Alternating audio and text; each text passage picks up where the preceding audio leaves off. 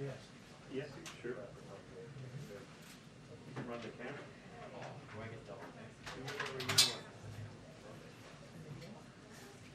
You're always here. Yeah.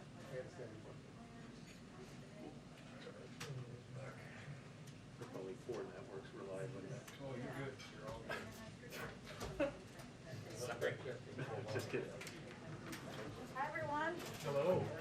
Okay. I know we've dumped a lot of news in your inboxes this morning. So a couple of other notes for all of you and for those of you who haven't caught up with everything quite yet. As you may have seen already, today the president announced that his administration is extending the pause on student loan repayments for an additional 90 days through May 1st, 2022. This is an issue both President Biden and Vice President Harris care deeply about. While the jobs recovery is one of the strongest on record, with nearly 6 million jobs added under President Biden, the fewest Americans filing for unemployment in more than 50 years, and overall unemployment down from 6% to 4.2%, we know some student loan borrowers are still coping with the pandemic and need some time before resuming payments. So this pause gives the administration time to manage the ongoing pandemic and further strengthen our economic recovery. In the meantime, the Department of Education, and they also issued a statement that hopefully you will have seen, will continue working with borrowers to support a smooth transition back into repayment and advance economic stability. I would also note for all those who have student loans out there, the president also renewed his call for all student loan borrowers to do their part as well by taking full advantage of the Department of Education's resources, considering income-based repayment plans or public service loan forgiveness, and getting vaccinated or boosted. I was looking at what Trevor was looking at behind me, but yes, this is another note. Don't worry, I'll get there in just a moment.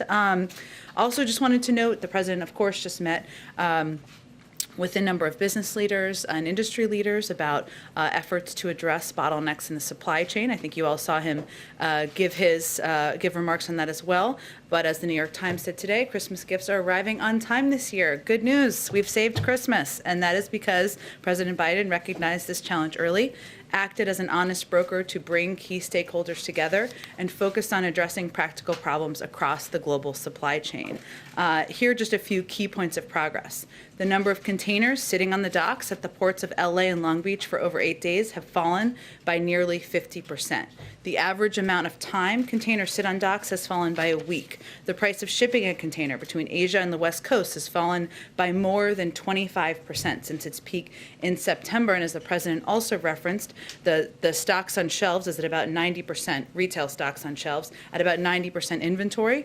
It was about 91% pre-pandemic, just to give you a sense. So people can go purchase presents even at this point if they haven't done their shopping.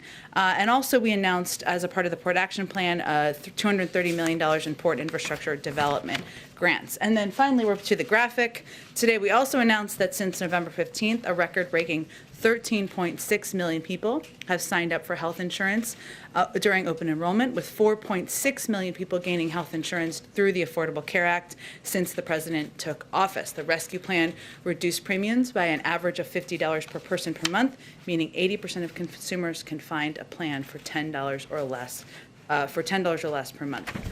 Okay, last piece I just wanted to give you an update on. Sorry, I guess we're getting a lot of news out before the end of the year. The Department of Treasury also announced today broad authorizations that ensure that NGOs, international organizations, and the U.S. government can continue to provide assistance and support the Afghan people. And we've talked a bit in here before about what additional steps we can take. So these authorizations build on earlier authorizations issued in September. They're consistent with the resolution adopted by the UN Security Council earlier today that established a carve-out for humanitarian assistance in the UN 1988 sanctions regime to ensure urgently needed aid can reach the Afghan people.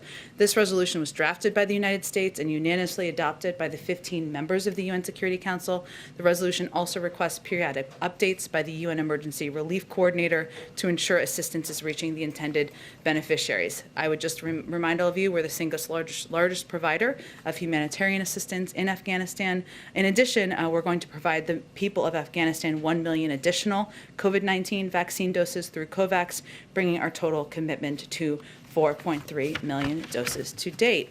Hopefully that's enough news for you for the moment. Go ahead. Thanks, Jen. I have a question on your favorite topic, Joe Manchin. Senator Mitch McConnell and John Cornyn are two Republicans of a few trying to get him to switch parties. What's the White House response to that, and is the president doing any sort of counter-effort to keep him in the Democratic Party? Well, I know Senator Manchin has been asked about this himself and has spoken for himself, as I assume he will continue to do. I would just note that the president considers him a friend. He believes they share values about a range of things personally, but also about why they're in public service, which is to make life easier for working people across the country, to give people more breathing room, to lower costs of childcare, of healthcare, to fight for good-paying union jobs. That's been a common topic of discussion, of course, between the president and Senator Manchin, but I would really point you to Senator Manchin to speak to that. Sure, and then the Secret Service announced that up to, there's been nearly $100 billion at a minimum stolen from the pandemic relief funds. Can you talk a little bit about how this happened, and if, now that the administration sees this problem, if you're ramping up any efforts to crack down on this kind of fraud? Well, I would note first that we expect them to clarify. This was also a concerning headline we saw ourselves, but there is no new research, data, or analysis of fraud here. So just to give you the specifics, what happened is there was just an adding up of two old IG reports of well-known challenges at small business loans in states getting out UI payments in 2020. And there's been a lot of reporting, I know, from the Associated Press and others about issues with some of those earlier programs. So it's also important to note that even those two older analysis combined payments that include mistakes in over and under payments, but it was a reference to two older IG reports. Okay, and then one more on COVID. The administration is working to gather 4 million doses of COVID-19 treatments by the end of January. Is that accurate? But is that accurate? You mean 500 antivirus? Which piece are you talking about here? COVID-19 treatments, monoclonal antibodies. Yeah, got it. Yes. So now that the FDA has cleared Pfizer's COVID, Let me give you the exact numbers. So we'll continue your question, and then I'll give you the accurate numbers. My question is, why is it just 4 million? I mean, is that enough, considering we are now seeing some of these pills get cleared by the FDA? Vaccine hesitation is still a big problem, and we're seeing shortages in monoclonal antibodies nationwide. I mean, why not focus on surging production of these treatments? Well, I would first say that I know one authorization has happened. We have purchased 10 million Pfizer doses, 3 million Merck, and we'll be prepared to distribute them as another of our treatment options around the country as soon as supply is ready. I think, Doctor, I know there's going to be a COVID briefing later this afternoon, and I know that Dr. Fauci has spoken to this before, and I expect that he will be asked about this again on the difficulty of producing some of these antiviral treatments. And so we, of course, want to ensure that we are bringing to market and making available as many as we can, but that is a reality in the production of these as well. We also want people to be aware of. Go ahead, Phil. Trevor's like, I've asked all my questions. I'm done. Go ahead, Phil. I beat you, Trevor. That's a big day for me. I'm not trying to be flip with this question, but can you characterize where Build Back Better talks actually are right now? Like, are they back on?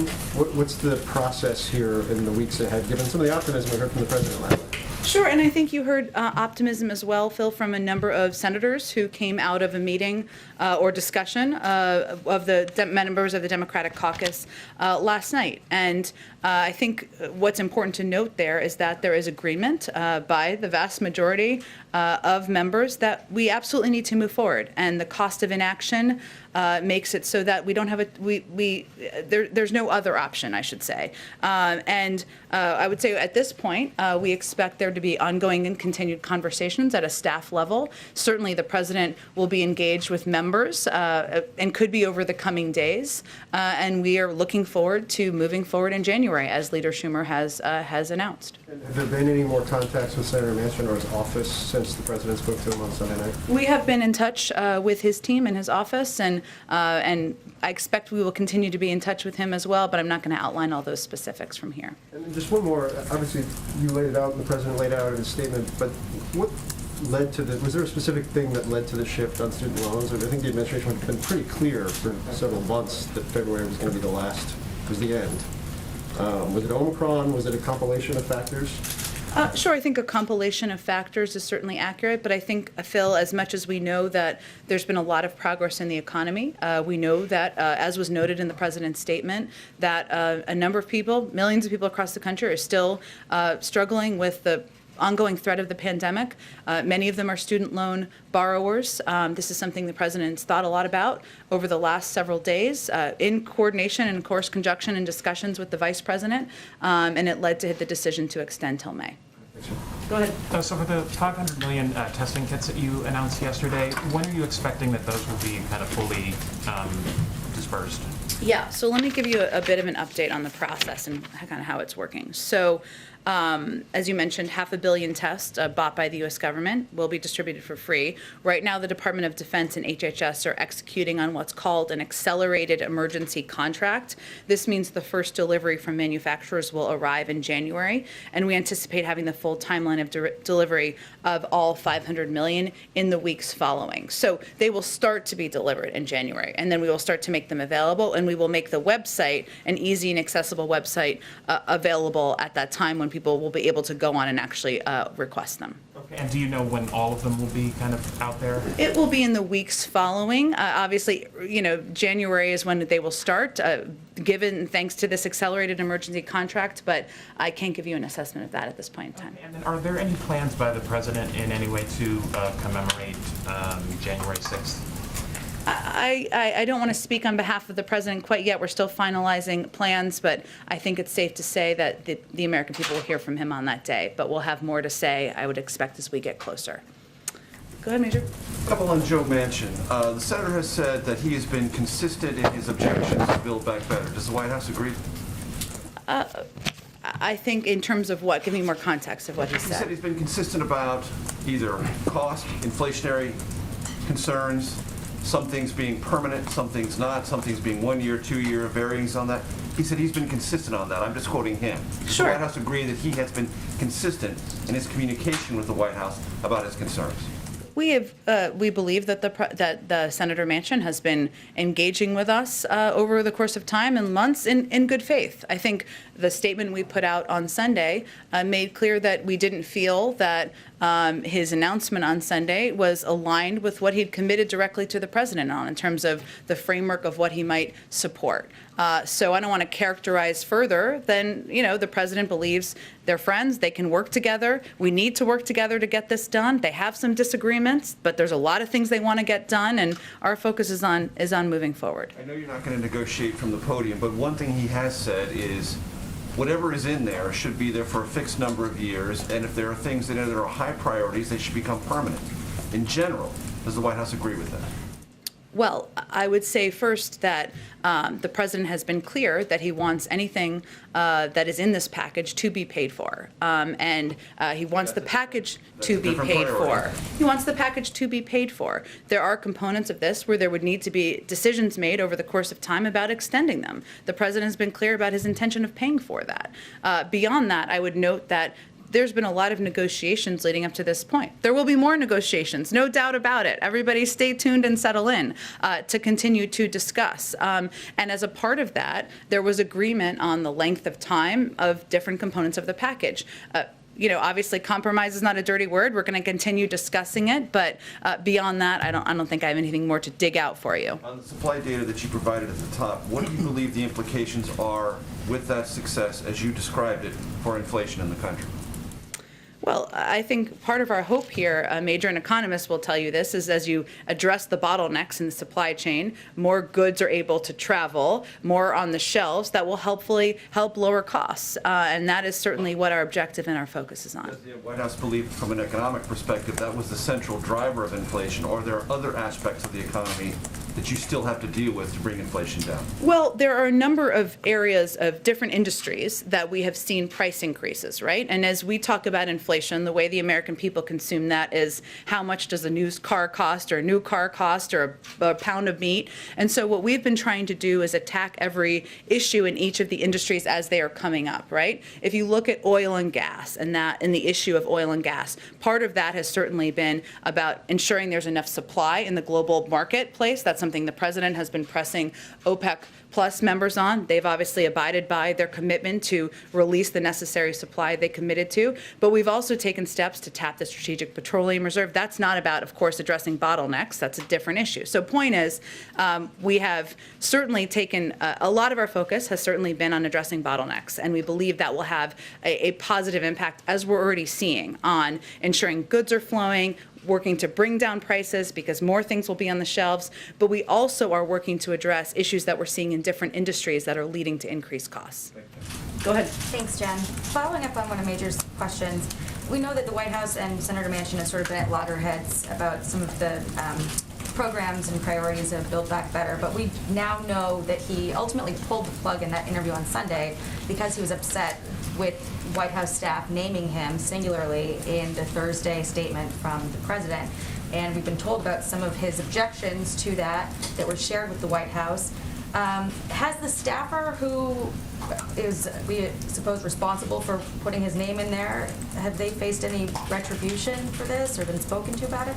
You know, Jackie, I haven't seen all of the comments that Senator Manchin has made on this. I know that there's been reporting on this, but I haven't seen him speak in depth about the specifics of what has upset him. I can dig further if that exists out there beyond the reporting. But what I would tell you is that we have been working with Senator Manchin for months now. The president has known him for years. Many of the White House senior staff have known him for years as well. It doesn't mean that there aren't moments of disagreement or frustration. Of course there are. This is legislating. That's the nature of sometimes how it gets done. But our objective and our focus now is moving forward, both with our relationship with Senator Manchin and our efforts to get Build Back Better done, to have discussions with other members of the Democratic caucus, and we're going to spend less time looking in the rearview mirror and more about looking forward. Is there going to be a softer, I guess, approach in dealing with Senator Manchin and some of the other, Democrats in the party who have been very vocal about being disappointed in him? Is there sort of a shift in strategy since this all blew up over bullying? Well, again, I wouldn't characterize it that way, Jackie, but I would tell you that Senator Manchin is somebody who has won many tough fights in West Virginia. He comes proudly from a coal mining family. He's a pretty outspoken advocate for the things he believes in and the things he doesn't. And I would doubt he's a withering flower on the side of the road. So. Is Build Back Better being dead in the water the reason for extending the student loan moratorium? Well, we would disagree with that characterization, as I think nearly every member of the Democratic caucus would as well, and we're forging ahead to get it done. I just gave you an overview of why the student loan extension. Obviously, we're still battling a pandemic. We know that borrowers across the country, even as the economy has made progress, are still grappling with them, and this will give them a little bit more relief, and that hence is why the president and the vice president made this decision. Go ahead, Emily. Continuing on Build Back Better, up until last week when Senator Schumer was moving toward a vote by the end of the year, you had been deferential, saying the White House supported the strategy outlined by the majority leader. He convened, obviously, a caucus meeting last night in which he laid out the next steps that he intends to take, including a vote to move forward in January and potentially a vote and potentially rules changes as it relates to voting reform. Has Senator Schumer been coordinating that strategy with the White House? Is that something you support at this stage? We coordinate very closely with Leader Schumer and work with him on legislative agendas, how to get things done, when to get things done, and work in partnership. And what the president's belief is on voting rights is that if the Republicans continue to obstruct, then we are going to look at what needs to be done to get it done. We're not quite there yet, but we, of course, will continue those discussions with Leader Schumer. You support the idea of moving ahead with a vote in January, even as talks with Senator Manchin might still be in an early stage of trying to build it back together. Oh, that was good. That was good there. We are, of course, continuing to press forward, working in close coordination with Leader Schumer. He hasn't called the vote yet, but we agree with and support his effort to get this done. On COVID, we heard the president do something we don't hear often yesterday, which is speak approvingly of his predecessor. He mentioned the fact that President Trump had gotten his booster shot, also gave his administration credit for getting the vaccine online. Can you talk about the strategy of invoking him there? Was this an attempt by the White House to speak to a population that maybe hasn't been listening to this president as it relates to COVID? Well, I think it was an acknowledgement that the former president sent an important signal to many Americans about the importance of getting boosted. And we can't assess what that will mean or how people will digest that or if it will change their behavior if they were opposed to getting boosted or opposed to getting vaccinated. We certainly hope so. And I think it's a reflection of the president's belief that the enemy of the American people is the virus. And this shouldn't be a political battle. Now, it doesn't mean we are not going to call out misinformation or steps or actions that are being taken by any leader that we feel are detrimental to the health and well-being of communities around the country. But we can also call out actions that we think are positive and send a good message to people who may not be waiting for President Biden to tell them what to do. Housekeeping question. You mentioned a lot of news coming just today. The week ahead schedule that we had didn't go beyond today. Will we see the president for the rest of the week? And can you give us a sense of how he will spend his first Christmas as president? Sure. So you will see him tomorrow. We are still finalizing the details of his schedule, but he will be here at the White House tomorrow. Working through the course of the day. He will be, of course, spending Christmas at the White House with members of his family over the course of the weekend, and he'll be spending some time in Delaware between Christmas and New Year's. We'll have the final details of that exact balance as we get a little bit closer. Go ahead, Ken. Jen, on Iran, Jake Sullivan's in Israel to meet with Prime Minister Bennett. What's the administration's level of confidence that the U.S. and Israel can find a common strategy on the best approach to containing Iran's nuclear ambitions? And what's the level of concern that Israel may seek some kind of military solution if these nuclear talks break down? Well, Ken, I would say that, as you noted, National Security Advisor Jake Sullivan is in Israel. It's the culmination, in our view, of a year of very close engagement between our government and the Israeli government. Iran is obviously high on the agenda for the visit. It's not the only topic on the visit, and we expect the conversations to be a continuation of ongoing consultations on the threat posed by Iran's nuclear program and Iran's destabilizing activities in the region and support for terrorist proxies. So we brief them, as you know, but we've briefed them throughout the course of any of these talks and discussions. We certainly share with our Israeli partners a deep concern about the advancements in Iran's nuclear program following the previous administration's withdrawal from JCPOA. I would note on that there have been a number of Israeli officials who have recently come out and spoken about their concerns about the impact of the prior administration's withdrawal from the JCPOA. I would also note that we talked a few weeks ago about our disappointment with how the Iranian members of the delegation had come to the last round of talks, and the fact that the president had asked his team to prepare a range of options in coordination with our partners and allies out there, and of contingency options. So part of that is something we're continuing to discuss with partners and allies, including Israel, including many other countries, and expect that will continue as the talks are stalled currently. Just on Russia, Putin yesterday blamed Europe and the U.S. for tensions in the region. He warned that in the event of hostility from the West, Russia would take retaliatory steps. What is the level of concern over those comments? And does the administration believe that the threat of a potential invasion has diminished in recent weeks at all? Well, the good sign is that there is an open line of diplomatic discussion and engagement that is happening and that we expect to continue. We hope to continue. Ken, I would say that in terms of the comments, I would remind you that President Putin has his own audience. It is not the United States of America or the people who live here, I don't think, for the most part.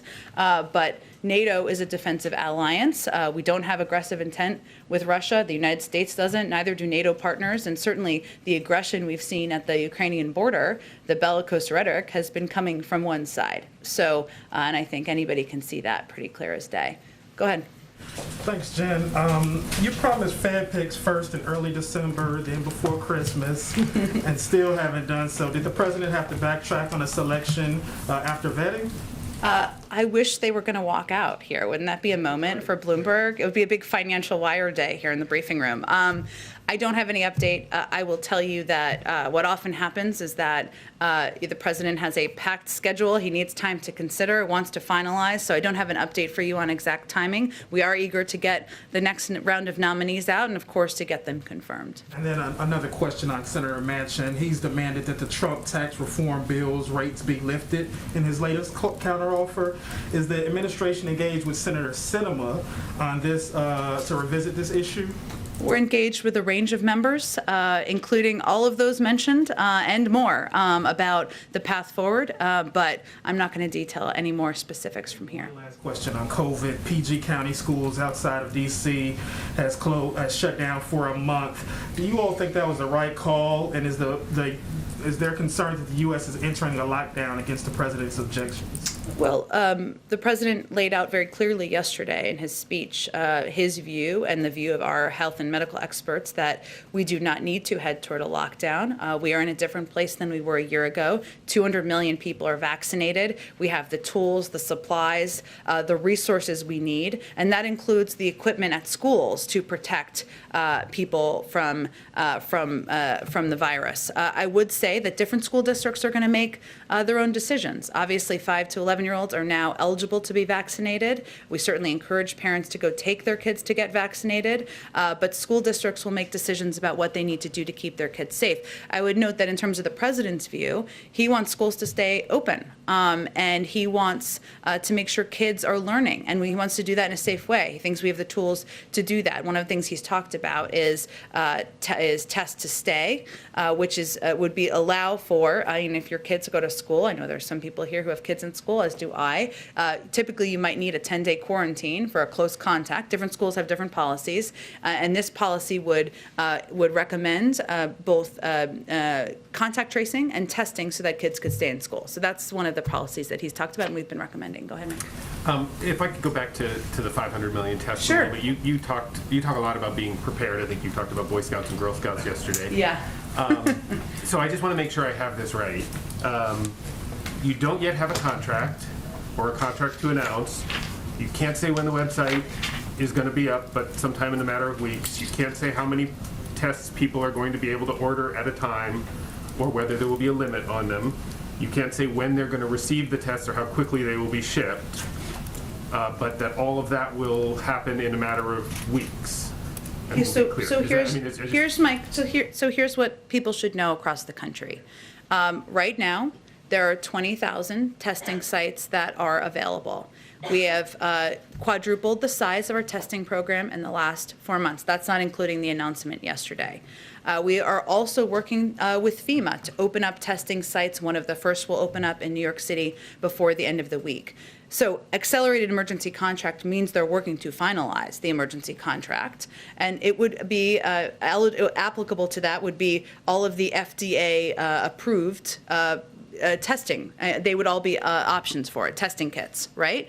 We're not going to put the website up until we have the first batch of the 500 million, which we expect to get in January, because we don't want to create confusion for the American people out there. This is the biggest purchase that we have done to date. It certainly represents a significant commitment and a recognition by the president that we need to be doing more, but that's the status of where things sit. Is the website designed yet?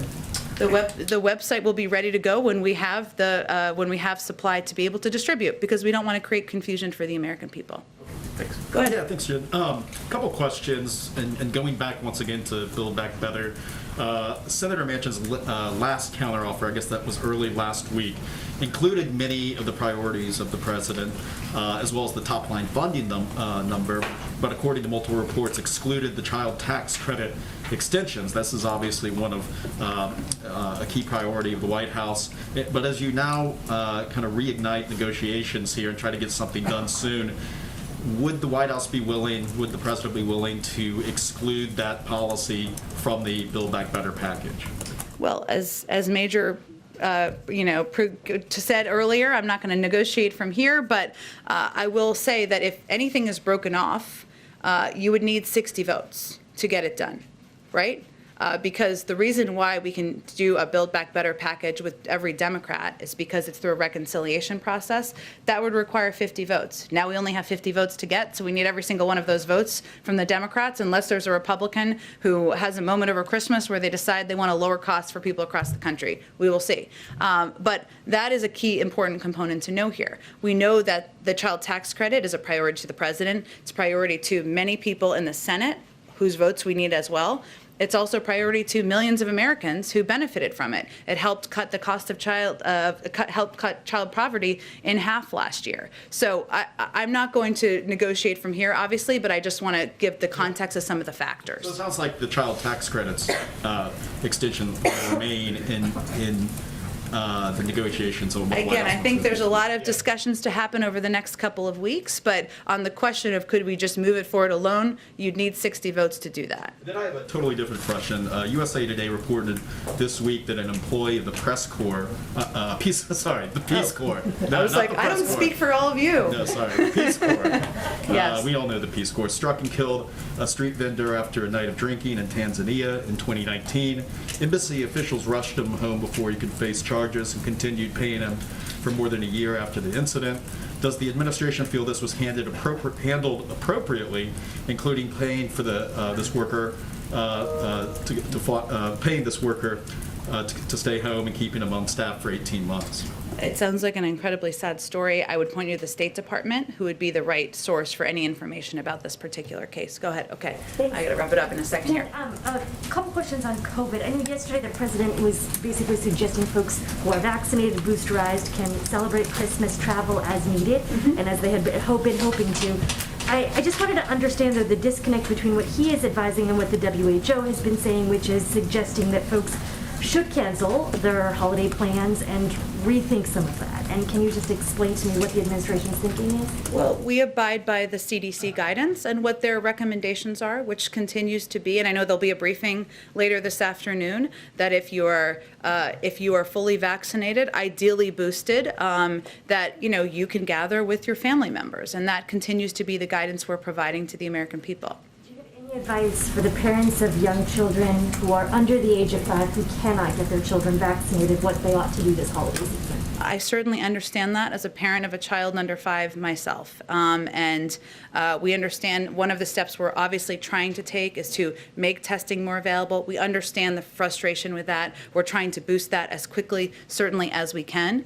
If individuals are not in families, there are cases where wearing masks is something that the CDC has recommended, but really we would advise anyone with children to go to the CDC website, to get guidance from there and abide by it as you consider your travel and gatherings. So folks can feel, I guess, comfortable to travel as is since the CDC. Again, I think we continue, that is what we abide by, that is what we listen to, and that is what guidance we follow from here. I can do one more and then I gotta run here. Ed, go ahead. Thank you, Jen. Yeah, the president talked about the economy today.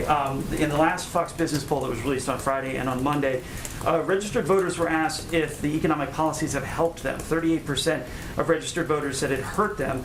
43% said it made no difference at all. Also, 22% of registered voters say the president's policies are putting inflation, are getting inflation under control. It's only 22%.